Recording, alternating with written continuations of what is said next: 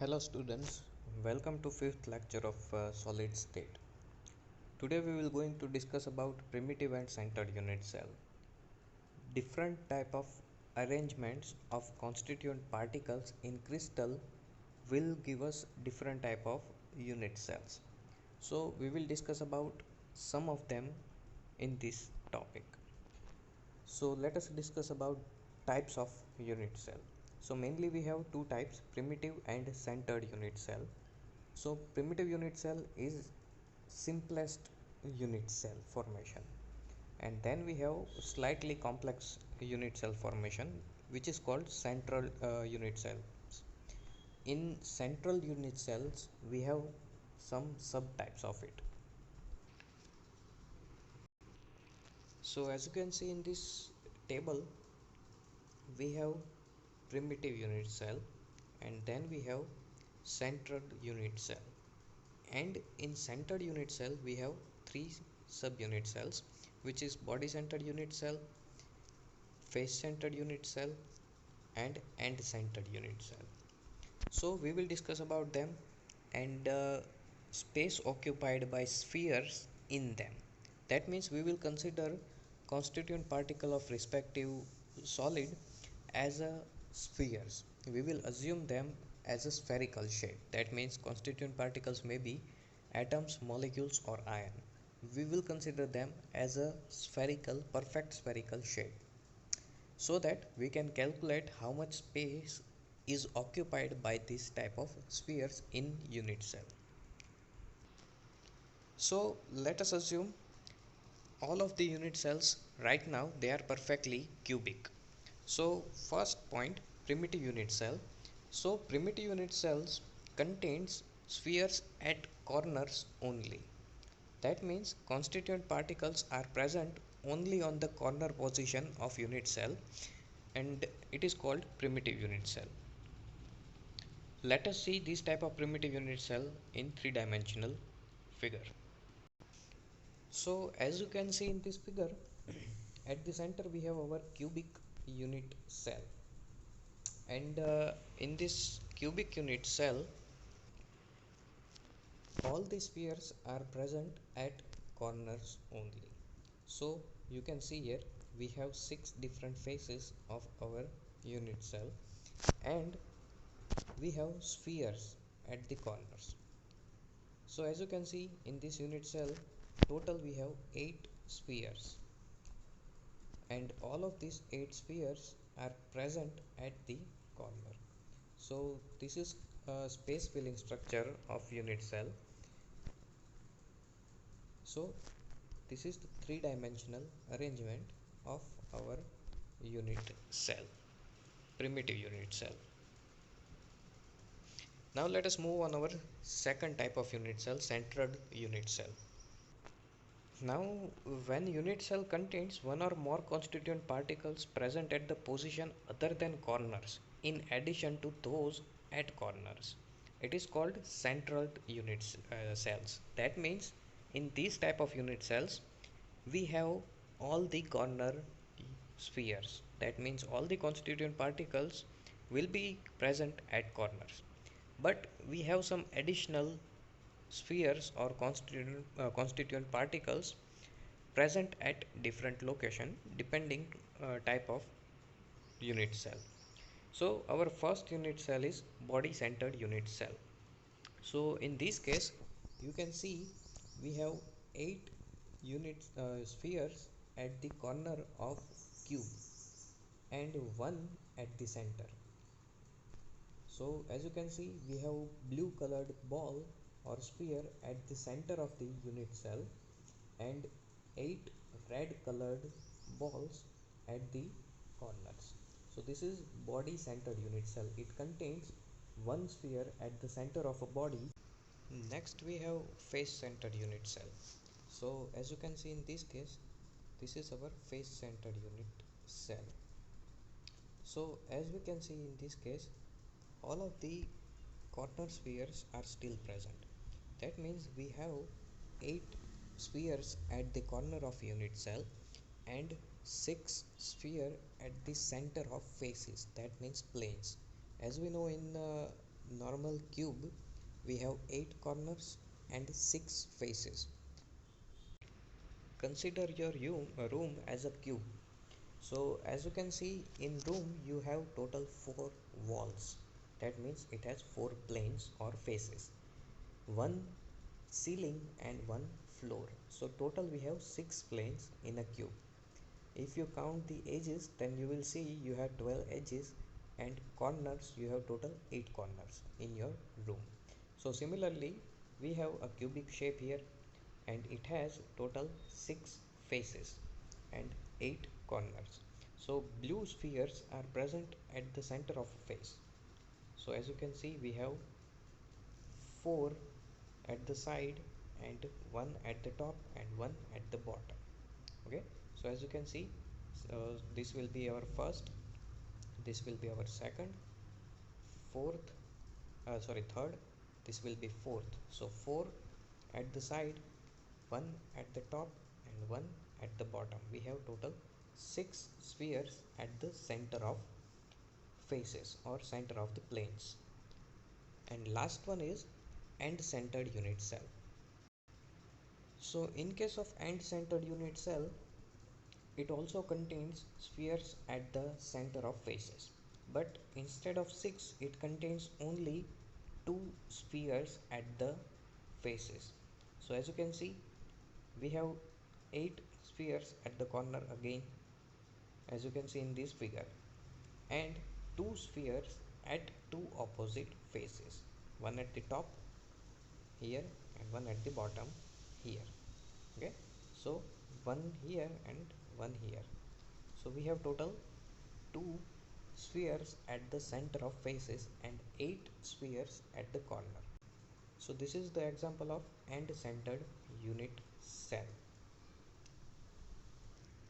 So as we see in these examples, we have corner sphere, face centered sphere, and body centered sphere.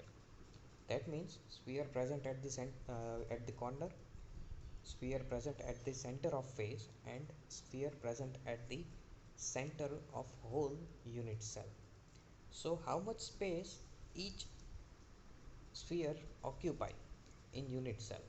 So let us discuss about them using this figure. We will discuss it later also, and we will calculate some numericals using this data. So as you can see, here we have a unit cell with single sphere at corner. So as we can see, this sphere do not occupy 100% space inside the unit cell. Only some portion of this sphere is actually present inside the unit cell, and remaining portion is present outside the unit cell. So how much space is occupied by the sphere inside the unit cell? So this is 8th part of sphere which is present inside the unit cell. That means this sphere only occupies 1 by 8th space inside the unit cell, and 7 by 8th space is occupied by adjacent unit cell. That means one corner sphere is actually shared by total 8 unit cells, and in each unit cell 1 by 8 portion of this unit sphere is occupied. Let us see that figure.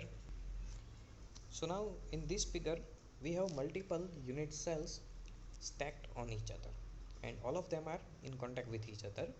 So our sphere, corner sphere, is present at the center. So let us count number of unit cells present here. So as you can see, we have 1, 2, 3 and 4 unit cells at the bottom, and 1, 2, 3 and 4 unit cells at the top. So we have total 8 unit cell here. Now let us assume our main unit cell is here with yellow edges.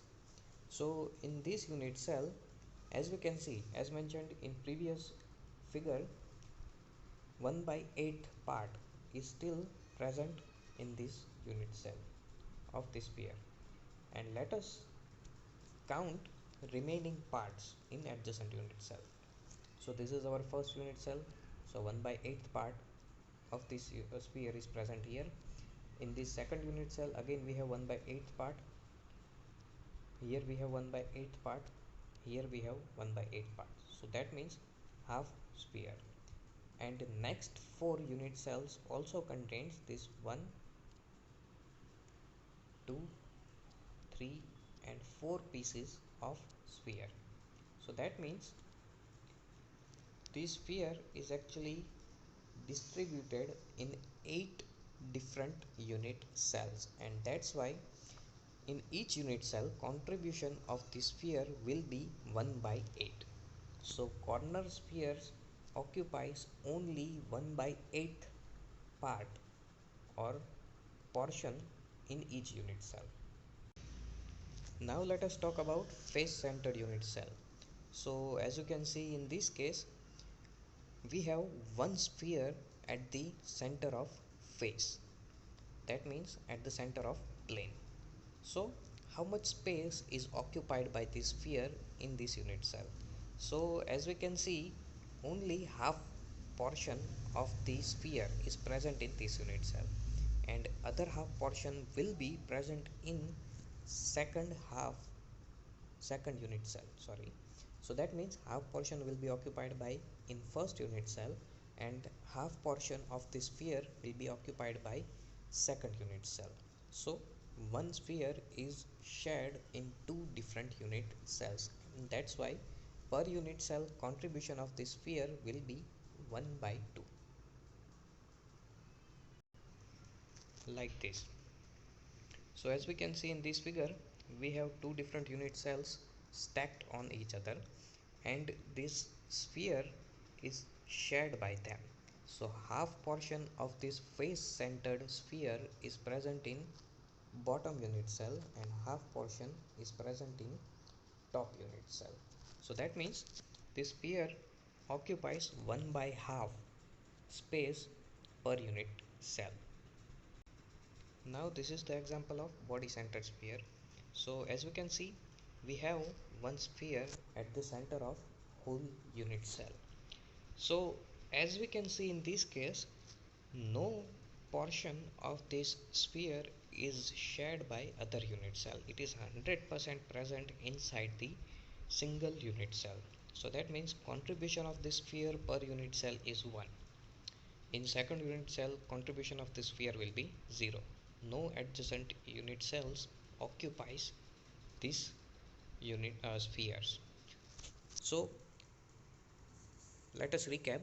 So corner sphere contributes 1 by 8, that means 12.5% per unit cell.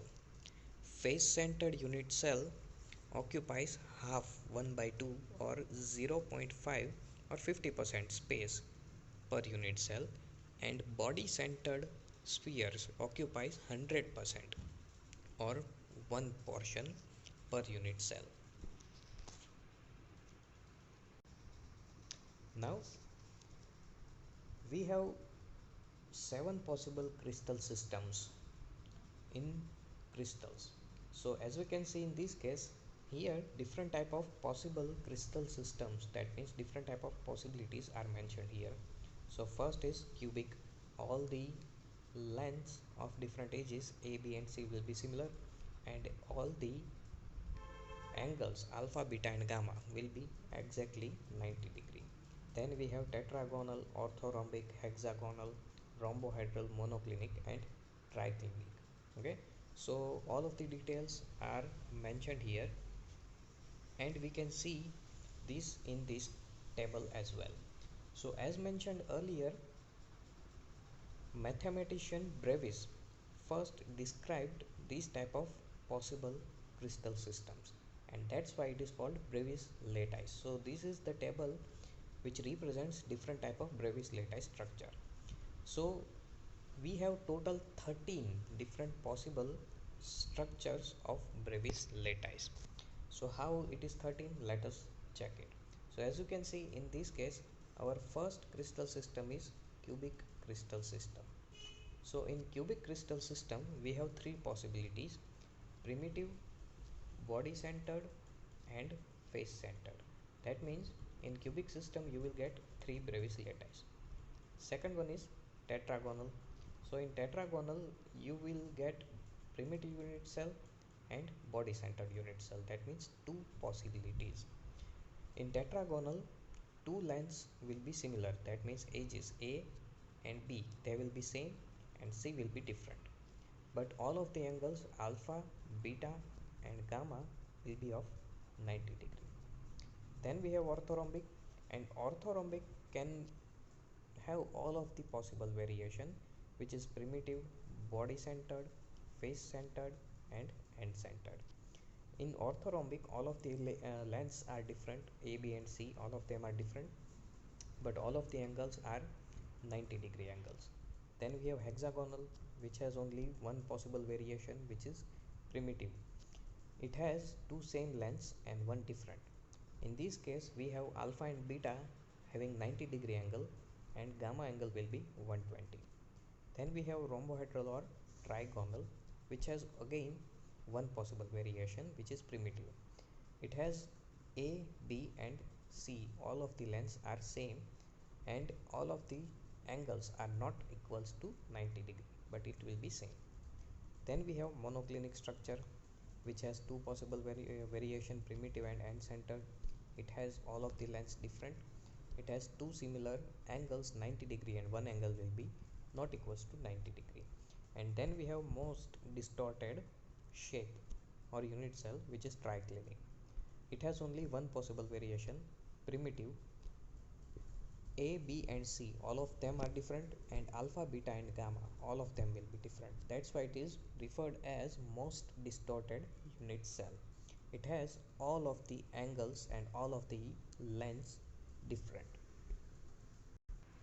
So now you can compare our three-dimensional images with images mentioned in textbook.